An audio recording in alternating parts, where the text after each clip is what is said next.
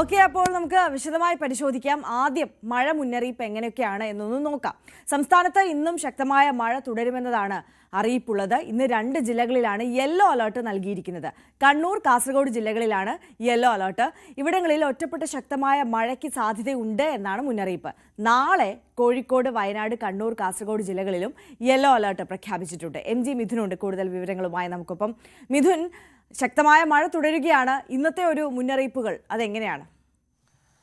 ആര്യ, വളരെ വലിയ രീതിയിൽ സംസ്ഥാനമൊട്ടാകെ മഴയുടെ സാധ്യത തന്നെയാണ് പ്രവചിക്കുന്നത് എന്നുള്ളത് തന്നെയാണ്. കഴിഞ്ഞ ദിവസം രാത്രിയോടെ പുറപ്പെടുവിച്ചിട്ടുള്ള ഈ മുന്നറിയിപ്പ് പ്രകാരം ഇന്ന് 2 ജില്ലകളിൽ മാത്രമാണ് പക്ഷേ യെല്ലോ അലർട്ട് പ്രഖ്യാപിച്ചിരിക്കുന്നത്. അത് വടക്കൻ ജില്ലയിൽ, കാസർഗോഡും കണ്ണൂർ ജില്ലയിലും മാത്രമാണ്. പക്ഷേ ഈ മഴ മുന്നറിയിപ്പിൽ ഒരു മാറ്റം വരാനുള്ള സാധ്യതയുണ്ട്. അടുത്ത മഴ മുന്നറിയിപ്പ് 10 മണിയോടുകൂടിയാണ് പുറപ്പെടുവിക്കുന്നത്. ആ സമയത്ത് എന്തായാലും കൂടുതൽ ജില്ലകളിലേക്ക് വലിയ അതിശക്തമായ മഴയ്ക്ക് സാധ്യതയുണ്ട് എന്നുള്ള പ്രവചനം സ്വാഭാവികമായും വന്നേക്കാം. കാരണം പ്രത്യേകിച്ച് നമുക്കറിയാം, തിരുവനന്തപുരത്ത് പോലും കഴിഞ്ഞ ദിവസം രാത്രി മുതൽ ആരംഭിച്ച മഴയ്ക്ക് ഇപ്പോഴും ശമനമില്ലാതെ തുടരുന്ന സാഹചര്യമാണ്. മലയോര മേഖലയിലും നഗരപ്രദേശങ്ങളിലും ഒക്കെ സമാനമായ രീതിയിൽ അതിശക്തമായ മഴ തന്നെയാണ് പെയ്തുകൊണ്ടിരിക്കുകയും ചെയ്യുന്നത്. മറ്റ് ജില്ലകളിലും സമാനമായ രീതിയിൽ തന്നെയാണ് കാര്യങ്ങൾ മുന്നോട്ട് പോയിക്കൊണ്ടിരിക്കുകയും ചെയ്യുന്നത്. അതുകൊണ്ട് തന്നെ മഴ മുന്നറിയിപ്പിൽ ഇപ്പോഴുള്ളത് കഴിഞ്ഞ ദിവസം രാത്രി പുറത്തിറക്കിയിരിക്കുന്നതാണ്. അതുകൊണ്ട് തന്നെ മറ്റ് കാര്യങ്ങളിലേക്ക് കൂടി നോക്കുമ്പോൾ ഇത്തരത്തിൽ ബംഗാൾ ഉൾക്കടലിൽ പുതുതായി രൂപപ്പെട്ടിട്ടുള്ള ന്യൂനമർദ്ദമാണ് കേരളത്തിലെ മഴ സാഹചര്യത്തിൽ ഇത്തരത്തിൽ രൂക്ഷമാക്കുന്നത് എന്നുള്ളത് തന്നെയാണ്. ന്യൂനമർദ്ദം നാളെയോടെ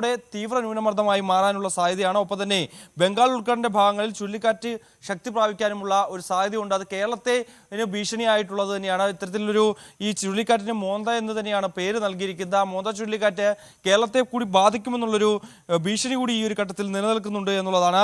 നാളെയോടെ ഇത് തീവ്ര ന്യൂനമർദ്ദമായ ശേഷം ബംഗാൾ ഉൾക്കടലിന്റെ ഭാഗങ്ങളിൽ ചുഴലിക്കാറ്റായി ശക്തി പ്രാപിക്കുമെന്നാണ് കാലാവസ്ഥ. ചുഴലിക്കാറ്റ് എന്ന് പറയുമ്പോൾ നമുക്ക് സ്വാഭാവികമായിട്ടും ഒരു ആശങ്ക ഉണ്ടാകും എല്ലാവർക്കും ഇത് കേൾക്കുമ്പോൾ. ഇതുമായി ബന്ധപ്പെട്ട മുന്നറിയിപ്പുകൾ എങ്ങനെയാണ് മിഥുൻ നൽകിയിട്ടുള്ളത്? അത്തരത്തിലുള്ളൊരു ആശങ്ക മാത്രമാണ് ഇപ്പോൾ പുറപ്പെടുവിക്കുകയും ചെയ്തിരിക്കുന്നത് എന്നുള്ളത് തന്നെയാണ്. പക്ഷേ അത് സംബന്ധിച്ചുള്ള തയ്യാറെടുപ്പുകൾ സ്വീകരിക്കുന്നതിന് വേണ്ടി എല്ലാ ജില്ലാ ഭരണകൂടത്തിന്റെ ഭാഗത്തുനിന്ന്, അതായത് ഏത് മേഖലയിലേക്കാണിത് വരിക എന്നുള്ള കാര്യത്തിലൊരു വ്യക്തമായ ചിത്രം ഇതുവരെയും വന്നിട്ടില്ല എന്നുള്ളതാണ്. ഇതിൽ ഇപ്പോൾ ചുഴലിക്കാറ്റിന് തായ്ലൻഡ് നിർദ്ദേശിച്ച പേര് മോന്ത എന്നുള്ളതാണ്.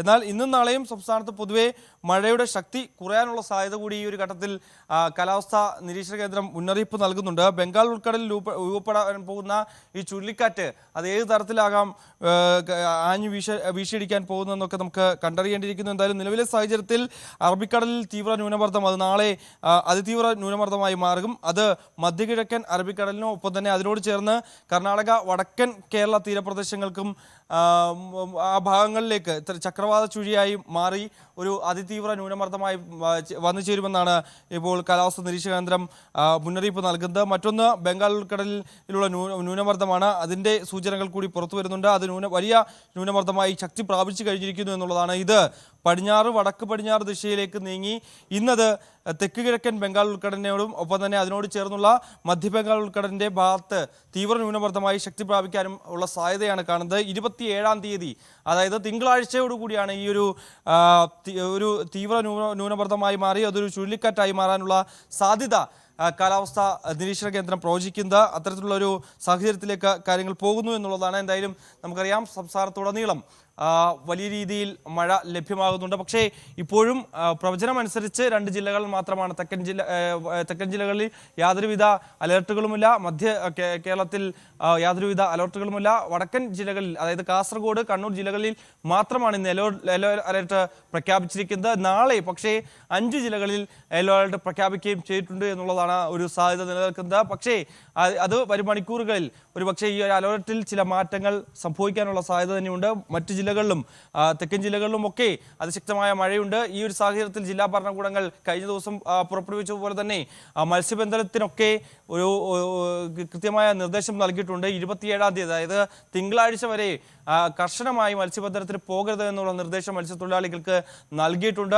അതിശക്തമായ കാറ്റ് വീശാനുള്ള സാധ്യതയുണ്ട്. 40 കിലോമീറ്റർ മുതൽ 60 കിലോമീറ്റർ വരെ വേഗത്തിൽ കാറ്റ് ആഞ്ഞു വീശാനുള്ള സാഹചര്യം കണക്കിലെടുത്തുകൊണ്ട് ഒരു കാരണവശാലും ഇത്തരത്തിൽ കടലിലേക്ക് പോകാൻ പാടില്ല എന്നുള്ള നിർദ്ദേശം മത്സ്യത്തൊഴിലാളികൾക്ക് നൽകിയിട്ടുണ്ട്. ഒപ്പം തന്നെ ഈ മലയോര മേഖലകളിൽ, അല്ലെങ്കിൽ ഇടുക്കി, കോട്ടയം അടക്കമുള്ള ജില്ലകളിൽ ഇത്തരത്തിൽ രാത്രി കാലങ്ങളിൽ ഒപ്പം തന്നെ മലയോര പ്രദേശങ്ങളിൽ പ്രദേശങ്ങളിൽ താമസിക്കുന്നവരൊക്കെ രാത്രി കാലങ്ങളിൽ ഒരു കാരണവശാലും, അതായത് അടിയന്തര സാഹചര്യം ഉണ്ട് എങ്കിൽ മാത്രം ഇത്തരത്തിൽ രാത്രി യാത്ര നടത്തുക എന്നുള്ളതാണ്.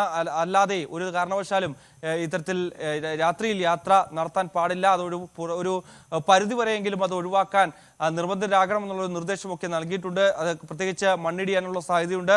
മലയോര മേഖലയായതിനാൽ തന്നെ ഉരുൾപൊട്ടൽ ഭീഷണി നിലനിൽക്കുന്ന പ്രദേശങ്ങളുണ്ട്. പ്രത്യേകിച്ച് കൊല്ലം ജില്ലയിൽ പോലും കഴിഞ്ഞ ദിവസങ്ങളിൽ ഇത്തരത്തിൽ പുനലൂർ അടക്കമുള്ള പ്രദേശങ്ങളിൽ ഇത്തരത്തിൽ മണ്ണിടിയുകയും ഒപ്പം തന്നെ ഉരുൾപൊട്ടൽ ഉണ്ടായിട്ടുള്ള ചില സംശയങ്ങൾ പിന്നീട് ജിയോളജിക്കൽ സർവേ ഡിപ്പാർട്ട്മെന്റ് നടത്തി പരിശോധനയൊക്കെ അവർ ചൂണ്ടിക്കാണിക്കുകയും ചെയ്തൊരു പശ്ചാത്തലമാണ്.